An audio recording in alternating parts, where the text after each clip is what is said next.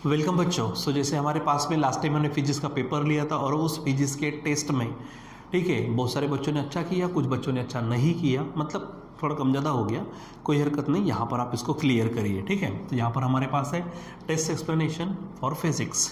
देखो क्या कहा, द प्रोडक्ट ऑफ एरिया, समझो मैं एरिया को ds ले लेता हूँ, एरिया को क्या लेते हैं हम ds लेते हैं, and the component of electric intensity. अब इलेक्ट्रिक इंटेंसिटी का कंपोनेंट लेते हैं, तो अगर मान लीजिए ठीक है नॉर्मल टू द एरिया, ठीक है। तो अगर मान लीजिए कि हमारे पास में ये एरिया है, ये हमारा ds है एरिया, ठीक है। उसके बाद में इलेक्ट्रिक इंटेंसिटी है, तो इलेक्ट्रिक इंटेंसिटी मान लीजिए कि इस तरह से जा रही है, ठीक है। तो ये इलेक्ट्रिक इंटेंसिटी हो गई, लेकिन एकदम नॉर्मल नहीं है। तो इसका अगर मैं कंपोनेंट में अगर ले लेता हूँ, ठीक है, तो आपको मालूम है E cos थीटा था, ठीक है। तो आप ऐसा भी ले सकते हैं, या फिर हमने ऑलरेडी पढ़ा है इसको ds cos थीटा। तो ये और कुछ नहीं बच्चों, ये हमारे पास में क्या है, ये d फाई है। d फाई का मतलब इलेक्ट्रिक फ्लक्स, एकदम सिंपल सी चीज़ है। यानी डायरेक्ट ध्यान में रखना, प्रोडक्ट किसका, एरिया और इलेक्ट्रिक इंटेंसिटी का कंपोनेंट, ठीक है। अब इलेक्ट्रिक इंटेंसिटी यानी E होता, उसका कंपोनेंट E cos थीटा। तो चाहे आप इसमें पढ़ो या पर इसमें पढ़ो, तो वो इलेक्ट्रिक फ्लक्स है। वहाँ पर ऑप्शंस थे हमारे पास, इलेक्ट्रिक फील्ड थी, इलेक्ट्रिक फोर्स था, इलेक्ट्रिक फ्लक्स था, नन ऑफ दिस था। तो इसमें से the third one is the right option, ठीक है। फिर आगे बढ़ते हैं तो वहाँ पर हमको नजर आता इलेक्ट्रिक लाइन ऑफ फोर्स। अब बताने की भाई ज़रूरत ही क्या है, क्या ज़रूरत है, क्योंकि हम इलेक्ट्रिक लाइन ऑफ फोर्स पढ़ चुके हैं, क्लियर कट डेफिनेशन में पढ़े, the imaginary path along which the reference charge या फिर यूनिट पॉजिटिव चार्ज, ठीक है, moves when place in the electric field, ऐसा कहा है। तो इमेजिनरी पाथ तो ऑलरेडी कहा है, तो वो जो इलेक्ट्रिक लाइन है वो इमेजिनरी है। सिर्फ हमने उसका क्या, हमारी सुविधा के लिए जो इलेक्ट्रिक फील्ड होती है, इलेक्ट्रिक फील्ड को एक्चुअली देखा जाए तो वो चीज़ है ही नहीं, इमेजिनरी है। हमने खुद के समझने के लिए ये सब किया है कि नंबर ऑफ लाइंस है, फिर एरिया से जाता, फिर इलेक्ट्रिक फ्लक्स होता।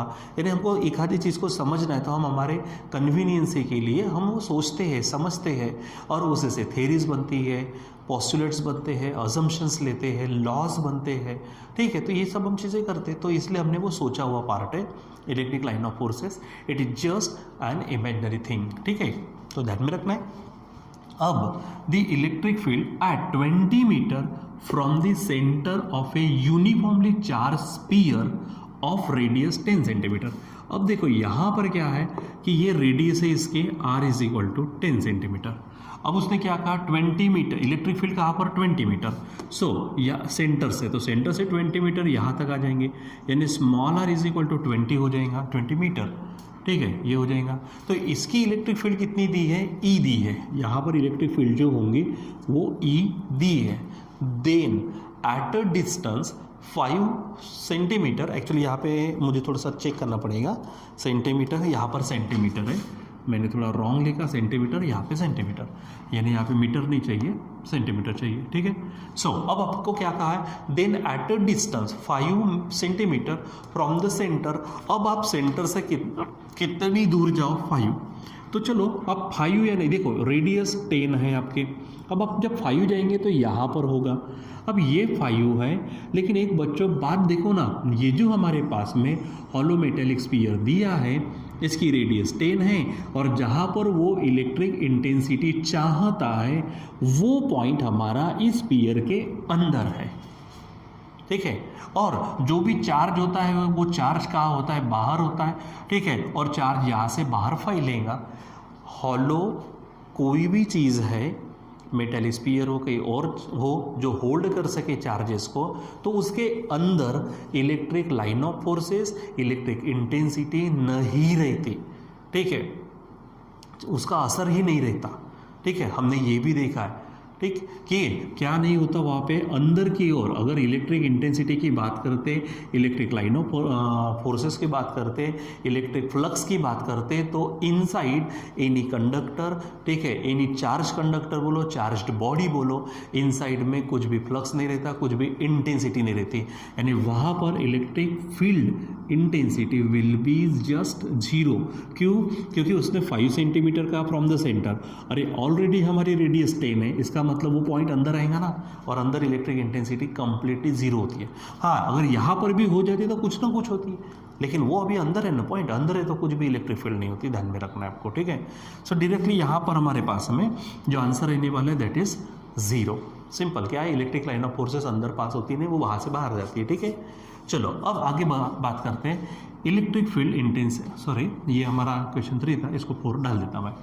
Electric field at a point inside a charged hollow metallic sphere, बोलने की जरूरत नहीं है, जो ऊपर में है वो नीचे, वही क्वेश्चन है, रिपीट हो गया एक तरह से, मान लो तो क्या रहने वाला है 0। Inside the charge sphere, charge conductor कोई भी हो, ठीक है, जो भी चीज़ जिसके ऊपर चार्ज है लेकिन आप अगर उसके अंदर है तो आपको इलेक्ट्रिक फील्ड क्या रहेंगी, 0 रहेंगी। ठीक है, इस बात को थोड़ा सा और एक आधा एग्जाम्पल से लेते बच्चों। ठीक है, अगर मान लीजिए कि कभी बरसात का सीज़न, बाहर में बिजली कड़कती रहती है, ठीक है, तो बहुत बार ऐसा होता है कि आप सेफली किसी रूम के अंदर रहो, इवन मान लीजिए कि हम कार में ड्राइव कर रहे हो, ठीक है, एक्चुअल देखा जाए तो कार एक तरह से मेटेलिक होती है ना, मेटल की बॉडी होती है उसकी, कुछ जगह पे हमारे पास में फाइबर भी यूज़ किया जाता, लेकिन जो उसकी ज़्यादातर बॉडी मेटल की होती है। अगर आप कार के बाहर हो, कार को स्पर्श करके हो, अगर बिजली का झटका कार को लगता तो यू विल बी जस्ट, झटका लगेगा ऊपर चले जाएंगे।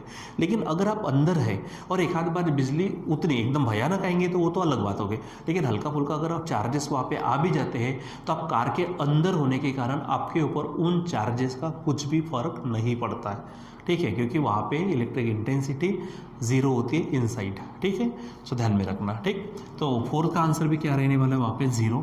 चलो आगे बढ़ते हैं। Electric intensity at a point near A charged conductor depends upon. ठीक है, अब इसके लिए थोड़े से मुझे ये चीज़ पढ़नी पड़ेंगी कि उसके ऑप्शंस क्या कहते हैं। इलेक्ट्रिक इंटेंसिटी, ठीक है, अब इलेक्ट्रिक इंटेंसिटी की बात अगर करते हैं हम, ठीक है, तो हमारे पास में 4 स्पीयर वगैरह था, यहाँ पर क्या दिया है, कोई भी कंडक्टर दिया है, तो आपने देखा होगा 4 स्पीयर है तो वहाँ पे सिग्मा अपॉन हमारे पास में 4πε0 r कुछ ऐसा आया था। ठीक है, अगर हमने सिलेंडर देखा होगा तो वहाँ पे हमने लैम्बडा का इस्तेमाल किया था, लीनियर चार्ज डेंसिटी वगैरह। ठीक है, तो थोड़ा यहाँ पे अपन देखते हैं, तो charge on the conductor, conductor पे कितना चार्ज है उसके ऊपर डिपेंड करता है, ऐसा वो कहता है। दूसरा, एरिया ऑफ द कंडक्टर की कंडक्टर का एरिया कितना है। तीसरा, surface charge density of the conductor, और चौथा ऑप्शन है नन ऑफ दिस। ठीक है, तो ऐसा नहीं कि वो चार्ज ऑन कंडक्टर के चार्ज पर डिपेंड नहीं करता, चार्ज रहेगा तो उस पर तो डिपेंड करेगा। दूसरी बात, एरिया उस पर भी डिपेंड करता है, लेकिन तीसरा जो ऑप्शन है ना, दोनों में क्या कहता है, surface charge density of the conductor. अब सरफेस चार्ज डेंसिटी जैसे मैंने सिग्मा कहा तो चार्ज पर यूनिट एरिया था। ठीक है, अब चार्ज पे डिपेंड करता है, चाहे एरिया पे डिपेंड करता है, लेकिन एक्चुअली वो दोनों पे डिपेंड करेगा, मतलब सरफेस चार्ज डेंसिटी।